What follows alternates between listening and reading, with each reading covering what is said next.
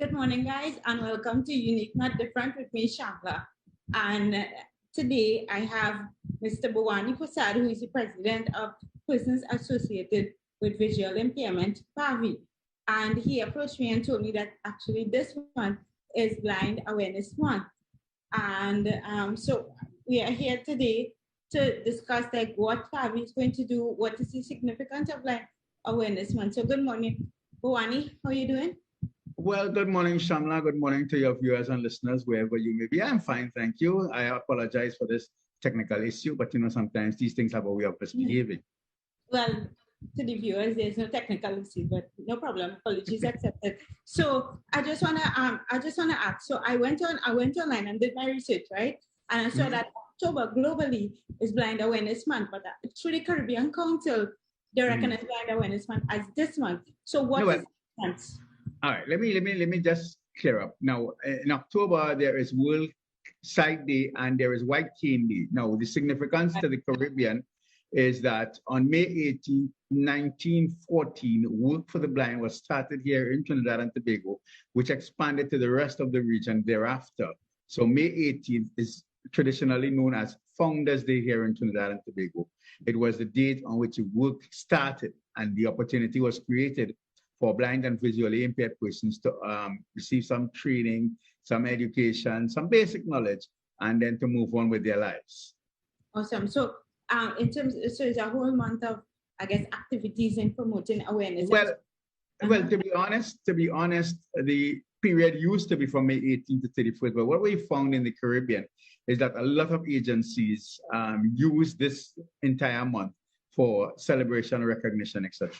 Awesome. So what PAVI, is there any particular team and what PAVI in particular is planning to do to raise this awareness throughout the month? Well, we're kicking off proceedings with this event this morning, and we're going to use the media efficiently and effectively to make sure we send the message across and to make sure that people understand and deal with blindness awareness, because 108 years of recognition is a significant milestone, but at the same time we still have pockets of resistance, pockets of attitudinal problems, etc., and therefore we are doing our best to continue the education process and to make people more and more aware of blind and visually impaired persons in our country, in our community, and in the region by large.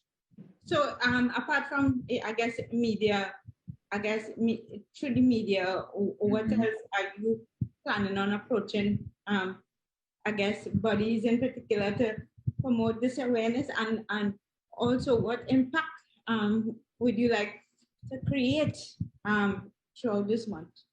Well, basically, there is no significant activity other than awareness, because we've just come out of the pandemic into endemic stage, and you couldn't really plan in advance. I know that some people are having, little get-togethers, whether it be for bingo, domino games, etc. But otherwise, most of it is going to be done virtually, given the fact that we're now starting to reassemble in terms of face-to-face activities. So this is why we're using the virtual platform as far as is humanly possible. PAVI has a Facebook page, PAVI Trinidad. PAVI is on YouTube. We're having a virtual concert with 90.1 on May 15th. That is going to be one of the events, and of course the awareness through this and other platforms. In terms of the virtual concerts, is there any tickets available? How No.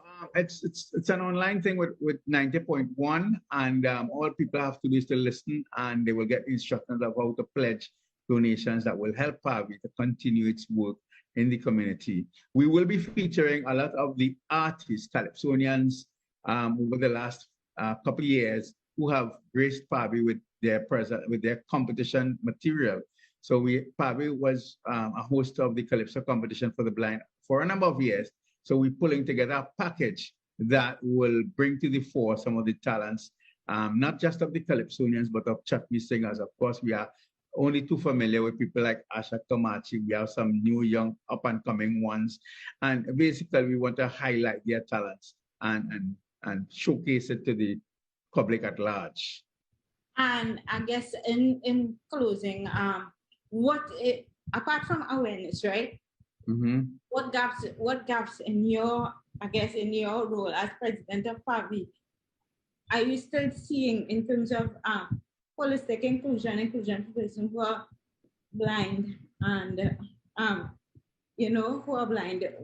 What I could tell you is that when I ventured into the open world after leaving school, the attitude, the system has changed over the last 40, 50 years. We're seeing greater acceptance, but we still have levels of pockets of resistance, attitudinal barriers, etc. But we have come of age in a number of respects, but we still have a lot of work to do. And we can only continue that and leave for the future generation to take over. We've seen an increase in technology, people using technology very extensively. We've seen the world become, minute now, because long time you had to travel by boat and other forms to get from point A to point B. Today, you can sit in the luxury and comfort of your home and communicate with anybody, any part of the world with technology. So technology has taken a vast improvement. We continue to encourage people to read and write Braille. They may not do it extensively, but it's still very handy for a blind person to have Braille on his curriculum, so to speak. And we continue to demonstrate that we are people first, because of the fact that citizens become blind for one reason or the other, and therefore we have to continue to showcase. Persons can reach out to PAVI to, I guess, volunteer and also contribute. All right. Our office number is 220-1073, and our office is open Monday to Friday from 9 a.m. to 3 p.m. We are, as I said, we are on Facebook, and all the information is there. PAVI Trinidad. We are on YouTube. We do have one or two videos on YouTube, and we are, basically here to continue to serve and to encourage persons who are blind and visually impaired to become a part of PAVI. We do have support groups in various parts of the country, and through that, people who are more or less homebound or who live in their communities, we take the work to the people, so to speak, and not people come to us. We go out there, we train them, and we help them to empower themselves. Awesome. Bhawani, I want to say thank you so much for coming and, bringing awareness and, I guess, light to, the entire process of creating awareness for the blind community. And thank you so much, guys. With that, I want to say thank you for tuning in to this week's segment of Unique Not Different. Until next week, as I always say, be good, do good. Bye, guys. Bye, Bhawani.